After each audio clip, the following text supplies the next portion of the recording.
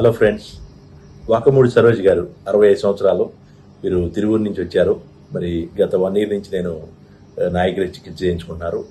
మరి స్టార్టింగ్లో వచ్చినప్పుడు వారు ఎడంకాలికి చిటికిన వేలు 5వ ఫింగరు చీంబట్టి బాగా డ్యామేజ్ అయ్యి కాలులోకి ఇన్ఫెక్షన్ స్ప్రెడ్ అయ్యి మరి ఆ కాలు పోయే పరిస్థితిలో వచ్చారు.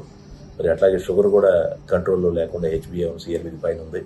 అలాంటి పరిస్థితుల్లో ఆవిడని హాస్పిటల్లో ఉంచి ఆ కంప్లీట్గా డ్యామేజ్ అయిన ఆ వేలును తొలగించి అంతవరకు గాయాన్ని పూర్తిగా మార్చి మరి చక్కగా తనంతరికి తనే నడవగలిగేట్టు చేయడం జరిగింది.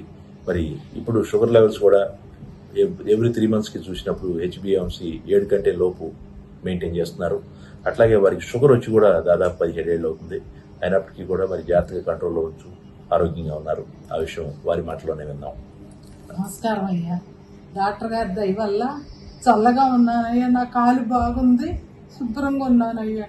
ఏమీ లేదయ్యా, శుభ్రంగా ఉన్నానయ్యా. Okay, thank you.